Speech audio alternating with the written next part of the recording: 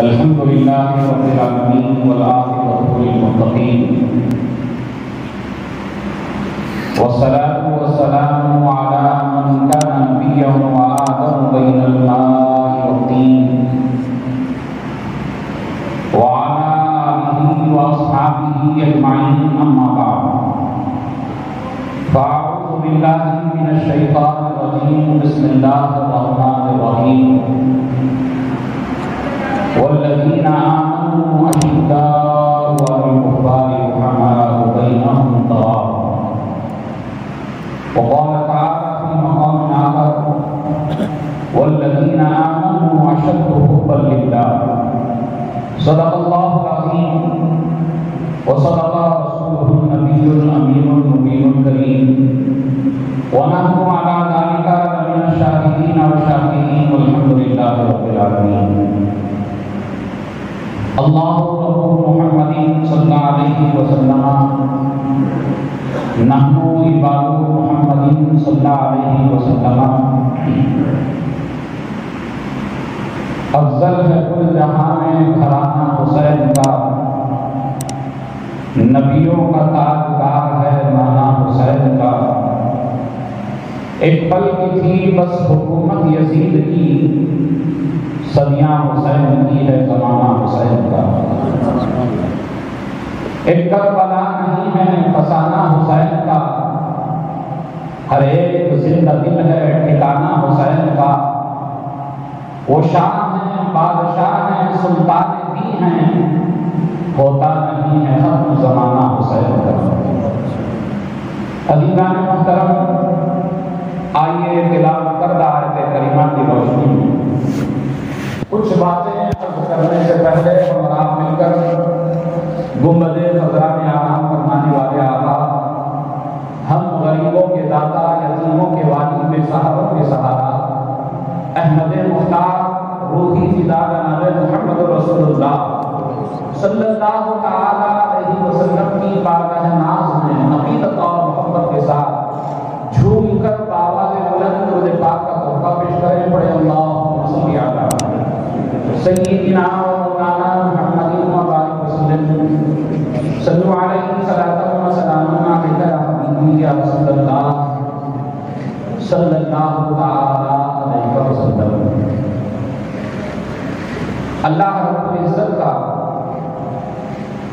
کروڑ احسان ہے فضل ہے شکر ہے کہ اللہ تبارک و تعالی نے ہم کو ایمان کی لازوال دولت عطا فرمائی اور اللہ کا یہ بھی سب سے بڑا کرم ہے کہ اللہ نے ہمیں آخری پیغمبر جناب محمد رسول اللہ صلی اللہ علیہ وسلم کی پیاری امت میں پیدا کیا اور آج اللہ ہی کے کرم سے دنیا کی اس مقدس جگہ میں ہفتے کے مقدس دن میں مسجد میں حاضر ہو کر اللہ کی بندگی اور اس کی عبادت کی توفیق بھی اللہ میں بخشی ہے. رب کریم کی بارگاہ میں دعا ہے اللہ تعالی مجھے حق کہنے اور آپ سب کو حق سننے اور ہم سب کو حق پر عمل کی توفیق عطا فرمائے. عزیزان محترم ماہ محرم الحرام ہے تو آج بھی میری تقریر کا موضوع دور حاضر اور امام حسین رضی اللہ تعالیٰ عنہ اپنے موضوع کے مطابق ایک بڑی محبت آمیز روایت کے ساتھ میں اپنی گفتگو کا آغاز کرنا چاہتا ہوں. اس حدیث کو امام نسفی رحمۃ اللہ تعالیٰ علیہ نے اپنی کتاب میں بیان فرمایا ہے. احادیث میں جہاں قیامت کی ہولناکیوں کا ذکر بیان ہوا ہے کہ سورج سوا نیزے پر ہوگا اور ہر کوئی اپنے اعمال کے مطابق پسینے میں ڈوبا ہوا ہوگا تو ایسے وقت میں ان ہولناکیوں میں قیامت کی پیاس کا بھی ذکر بیان کیا گیا ہے. بڑی شدت پیاس ہوگی ہر کوئی پانی کی تلاش میں ادھر ادھر بھاگے گا. عزیزان محترم اس کے اثناء میں حدیث پاک میں آتا ہے کہ آقا کریم صلی اللہ علیہ وسلم حوض کوثر پر جلوہ افروز ہوئے.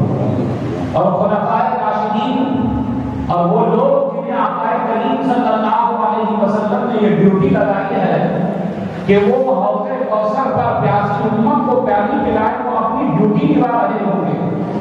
آقا کریم صلی اللہ علیہ وسلم اپنے عاشقوں کو جام بھر بھر کے آب کوثر پلا رہے ہوں گے۔ اسی اثنا میں ایک جماعت داخل ہوگی، ایک گروہ داخل ہوگا۔ آقا کریم صلی اللہ علیہ وسلم اپنے غلاموں سے فرمائیں گے ہٹو، راستہ خالی کرو، انہیں آنے دو، انہیں قریب آنے دو۔ جیسے ہی وہ گروہ قریب آئے گا، آقا کریم صلی اللہ علیہ وسلم اب تک تو جام بھر بھر کے انہیں پلا رہے تھے، آقا اپنے دونوں ہاتھوں کو، نبوت والے ہاتھوں کو، اپنے نورانی ہاتھوں کو جام کوثر میں، آب کوثر میں ڈبوئیں گے، چلو بھریں گے اور ان کے منہ میں ڈالتے ہوئے نظر آئیں گے۔ سبحان اللہ، یوں تو آب کوثر کا نصیب ہو جانا یہی سب سے افضل بات ہے۔ اب بات کر یہ ہے، مقدر کی بات یہ ہے کہ آقا خود اپنے ہاتھوں سے چلو بھر کر غلاموں کو پانی پلا رہے ہیں۔ آخر اس فضیلت کی وجہ کیا ہے؟ آخر اس کی وجہ کیا ہے؟ اس احسان کی وجہ کیا ہے؟ تو آقا کریم صلی اللہ علیہ وسلم سے غلام عرض کریں گے آقا کریم بتائیں بندہ آخر یہ فضیلت کیوں ہے؟ اب تک تو جام بھر کے پلائے جا رہے تھے، آقا چلو سے انہیں پانی پلایا جا رہا ہے، بات کیا ہے؟ تو میرے نبی ارشاد فرمائیں گے، حضرت امام نصفی نے اس حدیث کو روایت کیا ہے، میرے نبی ارشاد فرمائیں گے کہ جب لوگ اپنی دین کی دنیا کی فکر میں لگے ہوئے تھے، اس وقت یہ لوگ، یہ وہ جماعت ہے، یہ وہ لوگ ہے جب لوگ کی دنیا کی فکر میں لگے ہوئے تھے، یہ میرے دین کی فکر میں لگے ہوئے تھے۔ جب لوگ اپنی دنیا کو مضبوط کرنے میں لگے ہوئے تھے، یہ میرے دین کو مضبوط کرنے میں لگے ہوئے تھے۔ جب لوگ اپنی دنیا کو بنانے میں لگے ہوئے تھے، یہ میرے دین کو سنوارنے میں لگے ہوئے تھے۔ یہی وجہ ہے کہ انہیں چھٹو کر کے انہیں اپنے ہاتھوں سے میں انہیں جام کوثر پلا رہا ہوں۔ اور معلوم کیا ہوا؟ مصیبت کے وقت میں دین کی حفاظت کرنے والوں کو انعام بھی بالا تر ملتا ہے۔ عزیزان محترم، آئیے میں زیادہ تاخیر نہیں، پیغام کربلا کی جانب میں جانا چاہتا ہوں۔ تھوڑا سا پس منظر میں آپ کو بیان کرنا چاہتا ہوں، بڑا مختصر سبق ہے، بڑی تیزی کے ساتھ میں اپنے پیغام کو آپ تک منتقل کرنا چاہوں گا۔ عزیزان محترم، جب حضرت آدم علیہ السلام سے لے کر حضرت عیسیٰ علیہ السلام کے انبیاء علیہ السلام کا دور گزرتا گیا، ہر نبی آتے گئے، اپنے دین کی تبلیغ کرتے گئے، ایک خدا کا پیغام لوگوں کو بتاتے گئے۔ جب کفر و الحاد ہر جانب بپا تھا، جب کفر ہی کفر جانب تھا، ایک خدا کا نام لینے والا دنیا میں موجود نہ تھا، ایسے وقت میں اللہ تبارک و تعالیٰ نے آخری پیغمبر جناب محمد رسول اللہ صلی اللہ علیہ وسلم کو اس خاکداری دیتی پر مبعوث فرمایا۔ نبی رحمت صلی اللہ علیہ وسلم خدا کا پیغام لے کر دنیا میں آئے، لوگوں کے دلوں میں ایک خدا کی محبت کو پیدا کیا اور نظام قدرت کو لوگوں کے سامنے پیش کیا، اللہ کے قانون کو لوگوں کے سامنے پیش کیا۔ اللہ اکبر، اب سارے لوگوں میں خدا کا خوف دلوں میں آ گیا ہے، نظام قدرت دنیا میں رائج ہو گیا ہے۔ یہی سلسلہ چل رہا، آقا کریم صلی اللہ علیہ وسلم کا ظاہری وصال ہوا۔ آپ کے بعد آپ کے خلفائے راشدین سیدنا ابو بکر صدیق، سیدنا عمر فاروق، سیدنا عثمان غنی، سیدنا مولا کائنات حضرت علی کرم اللہ وجہہ الکریم رضوان اللہ تعالی علیہ اجمعین، اور مولا امام حسن مصطفیٰ رضی اللہ تعالی عنہ، یہاں تک یہ سلسلہ چلتا رہا۔ خدا کی وحدانیت بھی چلتی رہی اور نظام قدرت بھی چلتا رہا۔ پھر آپ کے بعد حضرت سیدنا امیر معاویہ رضی اللہ تعالی عنہ، یہ صحابی رسول ہیں، اور یہ وہ صحابی رسول ہیں جو اسلامی سلطنت کے سب سے پہلے بادشاہ ہیں، جنہوں نے کوئی اسلامی قوانین کو نبی رحمت صلی اللہ علیہ وسلم کے اصولوں کے مطابق، سننوں کے مطابق، نبی کے طریقے کے مطابق رائج کیا۔ یہ اسلام کے پہلے بادشاہ ہیں، سلطان اسلام ہیں، ان کی تعظیم ہمارے اوپر لازم و ضروری ہے۔ عزیزان محترم، حضرت امیر معاویہ رضی اللہ تعالیٰ عنہ کا وصال ہوا۔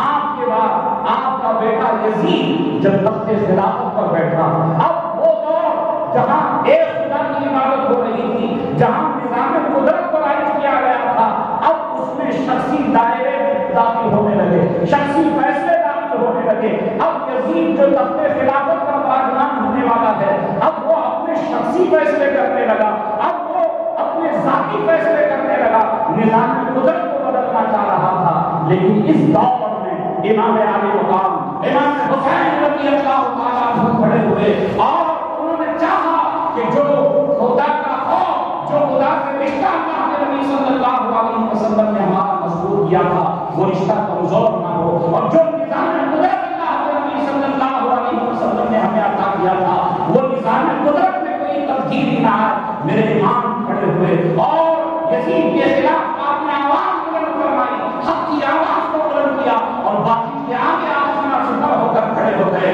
اور وہ نظام قدرت جو آقا کریم صلی اللہ علیہ وسلم نے عطا کیا تھا، وہ خوف، وہ رشتہ جو بندے اور خدا کے درمیان اللہ کے نبی صلی اللہ علیہ وسلم نے قائم کیا تھا، اس رشتے کو امام علی مقام امام حسین رضی اللہ تعالیٰ عنہ نے زندہ فرمایا.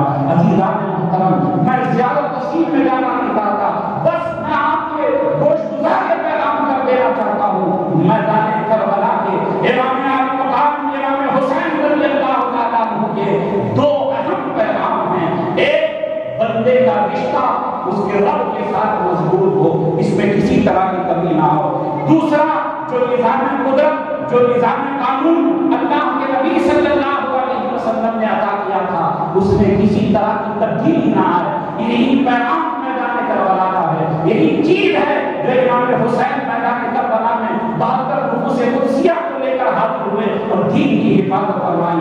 عزیزان محترم، ذرا ہم اپنے آپ میں خلال کر دیکھیں، اپنے اندر پٹول کر دیکھیں، اپنے گریبانوں میں جھانک کر ہم اپنی زندگیوں کو دیکھیں. کیا ان دو پیغاموں پر ہمارا عمل ہے؟ کیا یہ دو پیغاموں پر ہمارا عمل ہے؟ کیا ہمارا رشتہ پہلا پیغام میدان کربلا تھا کہ بندے اور خدا کے درمیان کا رشتہ جو مضبوط ہے، کیا ہمارا رشتہ آج مضبوط ہے؟ عزیزان محترم، آج وقت کی ضرورت نہ جانے کیسی کیسی چیزیں ایجاد کرتی ہیں، کیسی کیسی چیزیں دنیا میں آ گئی ہیں، اور نہ جانے اور کیسی کیسی چیزوں کا سامنا ہمیں کرنا پڑے گا اور دیکھنا پڑے گا. آج موبائل ایک ایسا ہتھکڑا ہے، ایک ایسا ہتھیار ہے، ایک ایسا شیطان ہے جس نے ہمارے رشتے کو، رب سے رشتے کو کمزور کر دیا. آج فجر کی نماز میں دیکھیں ایک صف مکمل نہیں ہوتی، اور مسلمانوں کی باتوں کا حال کیا ہے، ہماری باتوں کا حال کیا ہے؟ جب تک رات 2 بجے تک موبائل نہیں دیکھتے، رات میں نیند نہیں آتی. صبح اٹھ کر جب تک موبائل نہیں دیکھتے، ہماری آنکھیں نہیں کھلتی. راتوں کو 2 بجے تک، 3 بجے تک، اور بات تو فجر کی اذان سن کر سوتے ہیں. ایسے ہم راتوں کو گزار دے رہے ہیں اور ہم اپنے رب کے رشتے کو کمزور کرتے ہوئے نظر آ رہے ہیں. عزیزان محترم، کیا یہی پیغام کربلا ہے؟ کیا اسی لیے امام علی مقام نے 72 نفوس قدسیہ کو لے کر میدان کربلا میں اپنی جانوں کو قربان کیا؟ عزیزان محترم، غور کرنے کا مقام ہے. آج ہماری باتوں کا حال کیا ہے؟ آج ہماری عبادتوں کا حال کیا ہے؟ اللہ اکبر. آج کچھ لوگ یہ سوال بھی کرتے ہیں کہ حضرت دنیا کی محبت کو دل سے کیسے نکالا جائے؟ ایک وظیفہ بھی ہے اور میدان کربلا کو یاد بھی دلانا چاہتا ہوں. آج تھوڑی دیر کے لیے میدان کربلا کی ہم سیر کریں. وظیفہ کیا ہے؟ وظیفہ یہ ہے کہ دنیا میں جتنی چیزیں ہیں، یہ سب ان چیزوں کا مالک اللہ رب العزت. کتنی چیزیں ہمارے نام پر، کئی بلڈنگیں ہوگی، کئی کار ہوگی، کئی گاڑیاں ہوگی. کیا قبر میں جانے کے بعد وہ کار، وہ بنگلے وہ ہمارے ساتھ ہوں گے؟ سب دنیا ہی میں چھوٹ جائیں گے. تھوڑی دیر کے لیے آیت الکرسی کی ان آیات کو اپنے غور و فکر میں لائیں. اللہ لا الہ الا هو الحی القیوم لہ ما فی لا تأخذہ سنۃ ولا نوم لہ ما فی السماوات وما فی الارض. جو کچھ زمین و آسمان میں ہے سب اللہ ہے. یہ ہماری سانسیں جو چل رہی ہیں، یہ ہماری جو جان ہے، یہ سب کچھ اللہ کی ہے. دنیا کا ہر ایک خطہ، ایک ایک گوشہ، ایک ایک پتا بھی اللہ رب العزت کا ہے. جب یہ تصور ہمارے ذہن میں آ جاتا ہے، دنیا ہماری نظروں میں ہے چھوٹی، سب کچھ اللہ سے ہمارا ناؤ لگ جائے گا، رشتہ لگ جائے گا. یہی چاشنی ہے جو میدان کربلا سے ہمیں نصیب ہوتی ہے. اللہ اکبر. امام علی مقام میں امام حسین رضی اللہ تعالیٰ عنہ، میں تھوڑی دیر کے لیے میدان کربلا آپ کو لے جا رہا ہوں. دیکھیں آپ، جب یہ تصور ہمارے ذہن و دماغ میں پیدا ہوگا، ہمارا رشتہ رب سے مضبوط ہو جائے گا. آئیے میدان کربلا میں دیکھتے ہیں کیسا رب سے رشتہ مضبوط ہے.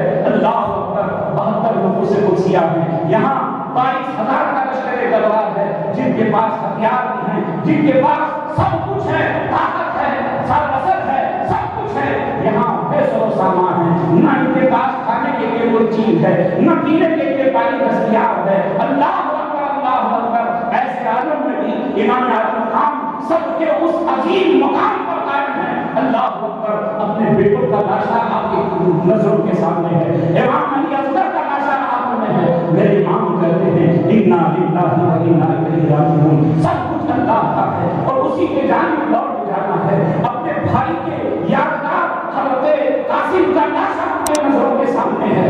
میرے امام کہتے ہیں انا للہ و انا الیہ راجعون، سب کچھ اللہ کا ہے اور اسی کی جانب سب کو لوٹنا ہے۔ اللہ اکبر۔ اپنے بھانجے بھتیجوں کے لاشیں ان کے سامنے ہیں، امام کی زبان پر انا للہ و انا الیہ راجعون ہے۔ بھائی عباس سے نمبردار کے کٹے ہوئے ہاتھ ہے، میرے امام کی زبان پر انا للہ و انا الیہ راجعون ہے۔ یہاں تک کہ ایک ایک کرتے ہوئے ان بدبختوں نے کربلا کے میدان میں ان اہل بیت کے ان نفوس قدسیہ کو، اہل بیت کی ایک ایک کڑی کو انہوں نے توڑ دیا، اٹھا دیا۔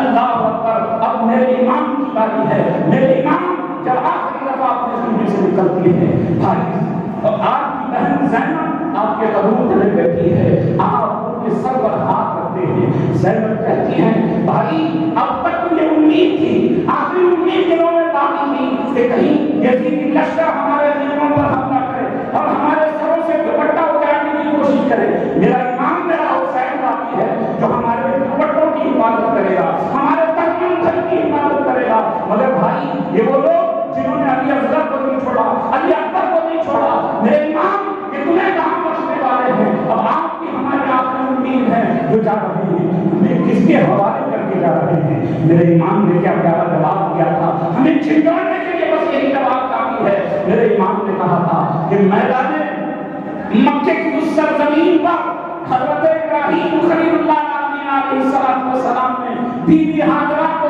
غیر آبادیہ وادی میں چھوڑ گئے تھے، تو بی بی ہاجرہ نے پوچھا تھا کہ ابراہیم کس کے کہنے پر، کس کے بھروسے پر ہمیں اس وادی میں چھوڑ جا رہے ہو؟ تو حضرت ابراہیم نے کہا تھا کہ اس خالق کے اشارے پر چھوڑ جا رہا ہوں جو تمام عالم کا رب ہے، جو دونوں جہان کا مالک ہے، اسی خالق کے حوالے کر کے میں تمہیں جا رہا ہوں۔ اللہ اکبر۔ میرے امام بھی میدان کربلا میں گئے ہیں، واقعات کی جانب نہیں جانا چاہتا، میرے امام کی شہادت ہو گئی، رات گزر گئی، یہاں پر سما کو 10ویں محرم کی وہ رات خیمے ٹوٹے ہوئے ہیں، جہاں 72 لوگوں سے مسلیا کے لاشیں پڑے ہوئے ہیں، کسی کا تن جو ہے سب سے جدا ہے، کسی کے ہاتھ کٹے ہوئے ہیں۔ اللہ اکبر۔ ایسے عالم میں ان نفوس قدسیہ کو، ان اہل بیت کی کلیوں پر کیا گزری ہوگی؟ بس ایک بیمار زین العابدین رضی اللہ تعالیٰ عنہ باقی ہیں، جو بیمار ہیں۔ اللہ اکبر۔ رات کیسی کٹی ہوگی؟ امام زین العابدین کے سوا کوئی اس رات کو بیان نہیں کر سکتا، اس کا حق ادا نہیں کر سکتا۔ اللہ اکبر۔ رات گزری، جب فجر کی اذان کا وقت ہوا، بی بی زینب حضرت امام زین العابدین کو اشارہ کرتی ہیں، اے زین العابدین اپنے نانا کے وعدہ کو وفا کرنے کا وقت ہے، کھڑے ہو جاؤ، اذان کی آواز کو بلند کرو، اذان کی آواز کو بلند کرو۔ لوگوں ساتھ اور کرو، ہم کھاتے پیتے چلتے پھرتے سب کچھ ہمارا ٹھیک ہے، صحت مند ہے، فجر کی اذان ہوتی ہے، سن کر بھی ہم اپنے بستروں پر لیٹے ہوئے ہیں۔ رات پورا کربلا ان کی نگاہوں کے سامنے ہے، بھائی کا لاشا ہے، باپ کا لاشا ہے، چچا کا لاشا ہے، اور ادھر اہل بیت کی یہ کڑیاں بے آب و گیا، نہ ان کے یہاں کوئی سایہ کے لیے کوئی ٹینٹ ہے، کوئی وہاں ان کے لیے کھانے کا سامان ہے، پانی پینے کے لیے تک دستیاب نہیں ہے۔ اللہ اکبر۔ کیا پیغام زینب حضرت زینب نے امام زین العابدین کو دیا کہ کھڑے ہو جاؤ، نانا کا وعدہ وفا کرنے کا وقت ہے۔ امام زین العابدین نے ایسے عالم میں جب اللہ اکبر کی صدائیں لگائی ہوگی، ذرا سما کو اپنی نگاہوں میں لاؤ، ذرا اس وقت کو اپنی نگاہوں میں لاؤ، ذرا اس کیفیت کو اپنی نگاہوں کے سامنے لاؤ اور میدان کربلا کو یاد کرو۔ اللہ اکبر۔ امام زین العابدین نے فجر کی اذان دی، دل میں لاشیں پڑے ہوئے ہیں، آج تھوڑا سا سر میں درد کیا ہو جاتا ہے، آج ہم نمازوں سے چوری کرتے ہیں، مسجد سے قریب سے گزر جاتے ہیں، اذان سنتے بھی ہیں اور مسجد کو حاضر تک نہیں ہوتے، اور حال تو یہ ہے اکثر میں نے دیکھا ابھی کربلا کا میرے کانٹیکٹ میں جتنے نمبر تھے 70% میں نے لوگوں کو دیکھا، ہر کسی نے اپنے اسٹیٹس میں امام علی مقام کی نعتوں کو کوئی رکھا ہے، کوئی اشعار کو رکھا ہے، کوئی ان کی غربت کو رکھا ہے، کوئی قوالی رکھا ہے۔ یقیناً یہ آپ کی محبت ٹھیک ہے، گانے باجے سے بہتر ہے کہ آپ نے امام کی شان بیان کی۔ کیا امام کی شان بس اتنی ہے کہ آپ اپنا اسٹیٹس میں ان کا نام رکھ لیں، ان کے نام کی نعت رکھ لیں، ان کی منقبت رکھ لیں، ان کے نام کی قوالی رکھ لیں اور مسجد میں فجر کے لیے بس گنے چنے لوگ؟ یہی پیغام حسین ہے، یہی محبت حسین ہے۔ اللہ اکبر، اپنا سب کچھ لٹا کر انہوں نے ہمارے رشتے کو رب سے مضبوط کرنے کا راستہ ہمیں اپنا میں عطا کیا، مگر آج ہم اسے بھلاتے ہوئے نظر آ رہے ہیں۔ بس ہمیں کربلا یاد ہو گیا، ماتم یاد ہو گیا، اور کچھ تو ایسے بدبخت لوگ ہیں جو سینہ پیٹتے ہیں، اور کچھ تو ایسے بدبخت لوگ ہیں آگ جلا کر اس میں کودا جا رہا ہے اور کہتے ہیں کہ ہمارے عام پر امام حسین کی سواری آتی ہے، جنہوں نے کبھی نہایا تک نہیں، جنہوں نے کبھی مسجد کا رخ تک نہیں کیا، ایسے لوگ کہتے ہیں کہ ہمارے عام پر امام حسین کی سواری آتی ہے۔ اللہ اکبر، کیا جواب دو کر میدان محشر میں اگر امام علی مقام کا سامنا ہوگا؟ اللہ اکبر، عزیزان محترم، فجر کی 2 رکعت نماز، اللہ اکبر، حدیث پاک میں اس کی فضیلت آتی ہے، جو فجر کی 2 رکعت نماز ادا کر لیتا ہے اللہ تعالیٰ ایک فرشتے کو مقرر کر دیتا ہے جو دن بھر اس کی حفاظت کرتا ہے۔ اور ایک اور روایت میں آیا ہے، ایک پاگل اونٹ کو لے کر ایک صحابی رسول نبی کی خدمت میں حاضر ہوئے، کہا کیا بندہ نواز، یہ میرا اونٹ پاگل ہو چکا ہے، میری بات نہیں مانتا، بگڑتا ہے، کودتا ہے۔ اللہ اکبر، آقا کریم صلی اللہ علیہ وسلم اس کے اونٹوں کی جانب اپنے کان کو لے گئے، وہ اونٹ کچھ اپنی راز و نیاز کی باتیں نبی سے کہا، نبی جانے وہ اونٹ جانے کیا باتیں ہوتی تھی میرے نبی نے، اور صحابہ رسول سے عرض کیا، اور صحابہ رسول نے کہ آقا آخر یہ اونٹ کیا جواب دے رہا ہے، آپ کی بارگاہ میں کیا عرض کرتا ہے؟ کہا بندہ نواز، یہ تمہارا اونٹ مجھ سے کہتا ہے کہ تم فجر کی نماز نہیں پڑھتے، یہی وجہ ہے وہ تمہاری پاسداری نہیں کرتا، یہی وجہ ہے وہ تمہاری بات نہیں مانتا۔ لوگوں، آج ہماری فیکٹریوں میں بڑی بڑی مشینیں لگانے کے باوجود مشین فیل ہو جاتی ہے، کام چھٹ ہو جاتا ہے، ہم درگاہوں کا وہ کرتے ہیں۔ یقیناً ہم اولیاء کو ماننے والے ہیں، وسیلوں کو ماننے والے ہیں، ان سے ہماری مصیبتیں آفتیں دور ہوتی ہیں، مگر ایسا نہیں کہ ہم نمازوں کو چھوڑیں، نمازوں کو چھوڑ کر صرف وہاں کا درگور کریں، یہ ایسا بھی نہیں ہے۔ دین اس کی تعلیم نہیں دیتا، نمازوں کی پابندی کے ساتھ اولیاء کا دامن ہمیں تھامنے کا حکم دین دیتا ہے۔ عزیزان محترم، ہم باباؤں کا رخ کرتے ہیں، عاملوں کے پاس جاتے ہیں، نیموں کو کیا ہم سب سے کچھ سمجھ بیٹھتے ہیں۔ لوگوں، فجر کی نماز ہے جو تمہیں ہر آفت سے بچاتی ہے، اور آج ہمارا حال ہے، میرے نبی کا فرمان بھی ہے، نوم صبح سے اپنا صبح کے وقت کا سونا رزق کو روکتا ہے، اور آج ہم رزق کی اللہ کی بارگاہ میں اپنی شکایات کیے بیٹھے ہیں، کام نہیں بنتا، کاروبار نہیں چلتا، گھر میں پریشانیوں پر پریشانیاں آ رہی ہیں۔ اللہ اکبر، پریشانی کیسے نہیں آئے گی؟ ہم نماز نہیں پڑھتے، مسجدوں کو آباد نہیں کرتے، ہمارے گھر آباد کیسے ہوں گے؟ ہمارے دکان مکان آباد کیسے ہوں گے؟ لوگوں، اللہ کے گھر کو آباد کرو، اللہ تمہارے گھر کو آباد فرمائے گا، اللہ تمہارے کاروبار کو آباد فرمائے گا۔ فجر کی 2 رکعت نبی فرماتے ہیں یہ دنیا و ما فیہا سے بہتر ہے، جو کچھ دنیا زمین و آسمان میں ہے ان سب سے بہتر فجر کی 2 رکعت ہے۔ صرف فجر کی 2 رکعت کی فضیلت کا یہ حال ہے تو دن بھر کی نمازوں کی فضیلت کا حال کیا ہو؟ عزیزان محترم، آج ہم نے اکثر سلام کربلا کو بھلا دیا ہے۔ اللہ اکبر، اور آئیے، کیا ہمارا رشتہ رب سے مضبوط ہے؟ میدان کربلا میں جب قافلہ لٹا ہوا، امام زین العابدین اپنے اہل بیت کی ان کلیوں کو، پاکیزہ کلیوں کو لے کر جب وہ قافلہ نکلا، کوفے سے ہوتے ہوئے دمشق پہنچا، جب کوفے سے گزر رہا تھا تو وہاں کچھ لوگوں نے دیکھا ایک عورت چھت پر کھڑی تھی، دیکھا ایک قافلہ لٹا ہوا جا رہا ہے، بے سر و سامان ہے، اسے ترس آ گیا، اپنے گھر سے کچھ کھجوریں لائی اور بیوی زینب کی جانب دیتے ہوئے اس نے کہا، لے لو، یہ کچھ سبزے کی کھجوریں ہیں، تم لگتا ہے کہ تم مسافر ہو، تمہارے پاس کھانے کے لیے کچھ ساز و سامان نہیں ہے، یہ سبزے کی کھجوریں ہیں، تم لے لو۔ اللہ اکبر، بھوکے پیاسے پیاس کی شدت ہے، اور عرب کی تپتی ہوئی سرزمین ہے، اور وہاں کی حالت، وہاں کی تماشا کو آپ سوچ سکتے ہیں، جنہوں نے دیکھا ہے وہ اندازہ کر سکتے ہیں۔ اللہ اکبر، اس حالت میں بھی انہیں نبی کا پیغام یاد آتا ہے۔ کوئی بیوی زینب وہ کھجوریں اس عورت کو واپس کرتی ہوئی کہتی ہیں، اے عورت، ہم اہل بیت ہیں، میرے نبی نے فرمایا اہل بیت کے لیے صدقہ حرام کو ہاتھ نہیں لگاتے. اللہ اکبر اللہ اکبر. آج اگر جانور مر جاتا ہے ہم سمجھتے ہیں اس جانور کا کھانا حرام ہے, لیکن حرام کام کمائی سے جو حلال جانور خرید رہے ہیں یہ بھی ہمارے لیے حرام ہے. حلال کمائی سے جو رزق ہم خرید رہے ہیں یہ بھی ہمارے لیے حرام ہے. اللہ اکبر عزیزان محترم, ہم کتنا حلال اور حرام کی تمیز کرتے ہیں, ہم کتنا فکر کرتے ہیں. جب بھی کوئی چیز آ جاتی ہے, گوشت آ جاتا ہے, یہ نہیں دیکھتے کس نے ذبح کیا ہے, کہاں سے آیا ہے, کس کا ذریعہ ہے, حلال بھی ہے یا حرام بھی ہے. کسی نے کہا ہم شکار کر کے لائے ہیں, شکاری بندوق سے یا کسی اور ہتھیار سے شکار کیا ہوگا, اسے ذبح تو نہیں کیا ہوگا. ہو سکتا ہے اس کی سانسیں چلنے سے پہلے اسے ذبح نہ کیا گیا ہو. تو ایسا بھی اگر جانور آ جاتا ہے ہم یہ نہیں دیکھتے, ہم لذتوں کے شکار ہو جاتے ہیں, ہم کھانے پر لپٹ پڑتے ہیں. اللہ اکبر. لوگوں, امام حسین نے ہمیں کیا پیغام دیا, کربلا کی اس تپتی ہوئی زمین سے ان نفوس قدسیہ نے ہمیں کیا پیغام دیا, اپنے رشتے کو ہمیشہ اپنے رب کے ساتھ مضبوط کرو. اللہ اکبر. یہ تو پہلا پیغام ہے. دوسرا پیغام جو نظام قدرت اللہ کے نبی نے ہمیں عطا کیا اس میں ذرہ برابر کی تبدیلی نہ آئے. میں ذرا یہاں آپ کو بتا دینا چاہتا ہوں, مذہب الگ چیز ہے, دین الگ چیز ہے.